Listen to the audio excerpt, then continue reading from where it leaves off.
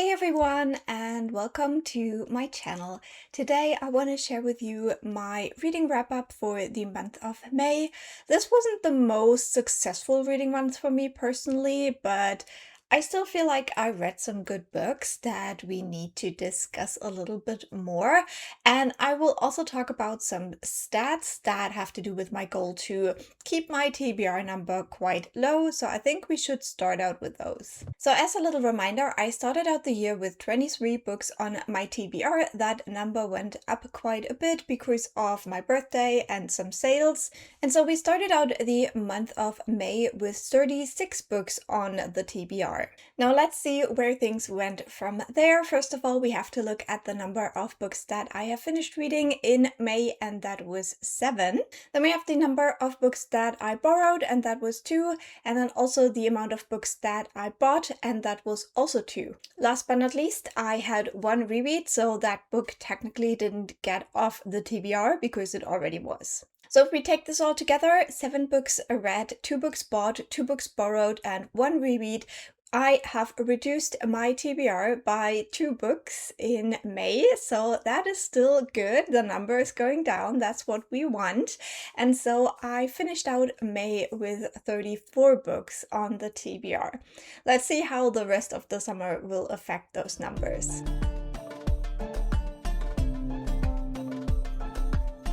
Now that we got the stats out of the way, let's get into the book reviews for the 7 books that I have finished in May. And the first book on this list would be this Korean healing fiction. I still have not looked up the English title, but it will be listed in the description of the video. The German title is Kleine Wunder in der Mitternachtskonditorei by Onhwa. And this is one of those healing fiction books where we have some magical place where people go to because they haven't achieved something. They have like one unresolved thing in their lives, and it gets resolved because of this magic. Now, I'm not particularly a big fan of this. However, I thought this one was quite cute because we're focusing on this woman who inherited this bakery from her grandma, and she realizes that there is magic in the bakery and that dead people will show up there to kind of resolve something in their life, and it's always linked to a sweet treat. So if you enjoy, sweets and just like baked goods in general, I think you will have some fun with this. I think that the individual stories in here weren't so offensive. Like, I have been more annoyed with stories like that in the past. And yeah, it was just sweet and nice, and it was a good way to start out the month because at the end of April I had some heavier reads. And so in the end, I gave this one 3.5 stars. I think if you're into healing fiction, this might be a nice one to give a try. Then I did my little reread, and that was of Cheese Sweet Home Volume 4. I'm trying to reread the whole series because I haven't read the last 2 installments of this manga series yet. In this series, we follow a small cat called Chi, and at the beginning of the series, she gets lost from her mother and siblings, and a Japanese family adopts her. However, they are not allowed to have a pet, and so in volumes 3 and 4, we deal more with this problem that they would have to move to keep Chi. So in volume 3, it was more the question of, do they want to do that? And in 4, we then see the consequences. So this was quite nice because it has more of an emotional edge compared to some of the other volumes. And also, I think it is very educational in a way to really consider how moving for a pet is so different than for humans who understand what is going on. These are more made for children, so if you have young readers in your life who love cats, this is a fantastic little series to check out. I gave this volume 4 stars. Then the next book I finished was a library book, and that was one I had tried to read for a year. It was finally time, and that is Emperor of Gladness by Vuong. Now, this is a literary fiction, has a little bit of a historical touch, but it's not like very far past. In this one, we follow a character who is from a Vietnamese family, and he is in his late teens, and he wants to take his own life he doesn't really see a way forward. However, there is this old Lithuanian lady who stops him, and then they move in together and start taking care of each other. In this process, our main character also starts working at this fast food restaurant, so I thought this was also a very thoughtful and loving look at people who work in the service industry, because they usually, are not that highly regarded in our society, but they had this like really strong focus on like feeding people, and I thought it was like very like eye-opening how important these jobs are, even if society isn't very thankful for them. And just in general, this was a book that made me feel like the world would be so much more of a better place, and life wouldn't have to be so hard if we just all took better care of each other. And I think in the end, this is a very like hopeful note that runs through this book. However, this also deals with a lot of heavy topics and definitely has some important content warnings. For example, it talks about drug use, but also kind of sexual violence, and yeah, there's war in there because this older Lithuanian woman, she is losing her memory a little bit, or just like remembering very certain parts of her life that have to do with the Second World War. So we also have to deal with that in certain scenes. So there's a lot going on in this book, and I had a very, very good time. I think Vuong is a fantastic writer. So I gave this one 4.5 stars. The ending as well made me sob. It was really good. Lots of feels. Next, I finished my audiobook Dragon Haven by Robin Hobb. This is the second book in the Rainwild Chronicles, and I really, really love this series so far. I feel like the first and the second book make up more like one arc, like one story. The first book felt a little bit unsatisfying, but I think if you read the first and the second together, it makes more of an story arc in the end. And so I really liked this second book. We deal with one particular character a little bit more than we did in the first one, and that is Cedric. And because of that, this book is more gay than the first one. Now, this is the fourth series in the bigger realm of the Elderlings, so it is hard to talk about this in specific details. However, broadly, this series deals with dragons, and we have a group of people, most of them teenagers, that have not really been part of the society because of them being marked. They are traveling to bring these dragons to a forgotten city. And my friends have warned me that after the second book, the emotional stakes get much higher, so I'm a little bit worried about continuing on, but I will absolutely do that in June, so I can bring you that complete series reading vlog. As it is, I gave Dragon Haven 4 stars as well. Then I went on a little trip with my grandma. I will link the travel vlog down below if you want to go and check it out. And during that time, I had a little bit more difficulty reading, and I also had a book that was a little bit more difficult for me to read. You will hear more specifics soon because I have a reading vlog for this book coming up, and that is Blood Over Bright Haven.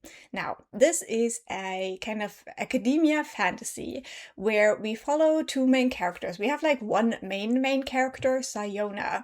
She is a woman in this society that is very gendered, like a lot of gender expectations. And she is very intelligent, she is very focused on her research, and there is this like magical kind of university society thing that she wants to enter. However, only one woman every 10 years is even allowed to take the test to enter. And so far, none has ever done it, so Sayona is trying to be the first in that. So when we meet her at the beginning of the book, she is about to take the test to enter this society, and she has to kind of fulfill these magical trials to do that. That is done rather quickly, and we do get a first little bit of a glimpse of what this magic is like, and then we see her journey in this society because obviously she gets in or it wouldn't be an interesting story. We do have a second character that is very important, and that is Thummel. We meet him at the beginning of the book, kind of the first chapter, where he and his tribe are trying to get into this magical city. Now, we do have this one city city that has kind of like this protective dome. And when you're inside the city, you're perfectly safe. But if you are outside, then there are these terrible lightning strikes that basically kill you. And so over time, this whole area around the city has become a complete wasteland where people have a hard time surviving. And that's why Thommel's tribe is kind of like they're refugees to try to get into this city. However, there is a ring around the city where those lightning strikes are the worst, so it's very unlikely they will even make it. Unfortunately, with this book, for one, I already knew a ton of the things that would happen. Like the first quarter of the book, I knew exactly everything that would happen. And then I also had this very strong suspicion of kind of the twist or the reveal that would have to happen. So until the halfway point of the book, I was like pretty sure I knew what was going on.